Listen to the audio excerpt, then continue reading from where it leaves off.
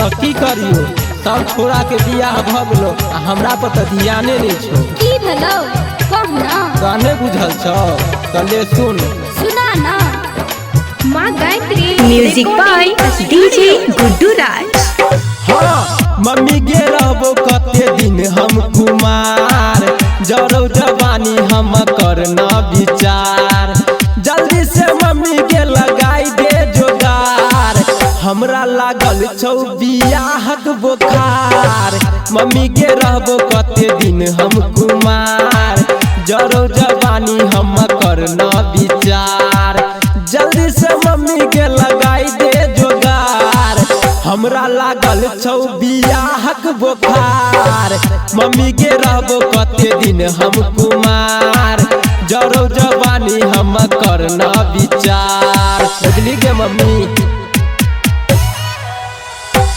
जरो जवानी हम करना विचार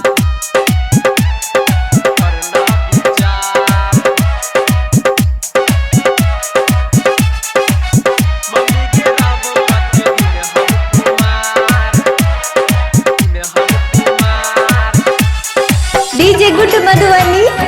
DJ good Madhubani DJ good Madhubani DJ good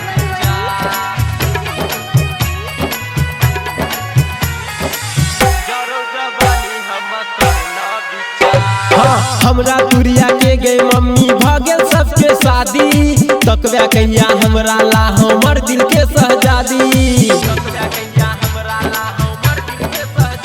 हाँ हमरा तुरिया के गए मम्मी भगल सबके शादी तकबा कहिया हमरा ला हमर दिल के सहजादी जिंदगी बुझाई छो जेना भेलो बेकार फूटल नसीब हमर जरल कपार जल्दी से मम्मी के लगाई दे जोगार हमरा लागल छौ बियाहक बोखार मम्मी के रहबो कते दिन हम कुमार जरो जवानी हम करना विचार बुझली के मम्मी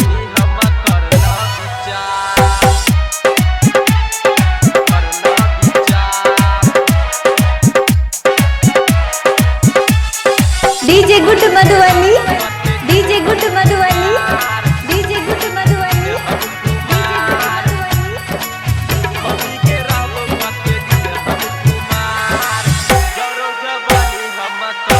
हाँ हमरा तुरिया के सब छोरा बन गेले गे पापा बन के रहबो कते दिन हम बउआ सबके काका हाँ हमरा तुरिया के सब छोरा बन गेले गे पापा बन के रहबो कते दिन हम बउआ सबके काका बेटा सुशील कहो करही विचार छुई लेबो जाके नहीं तो बिजली के तार जल्दी से मम्मी के लगाई दे जोगार हमरा लागल छौ बियाहक बोखार मम्मी के रहबो कते दिन हम कुमार जरो जवानी हमर करना विचार बाप के बुझी ना गे मम्मी। ठीक छे बुझ गेलियो, लगन में तोरो बियाह करा देबो।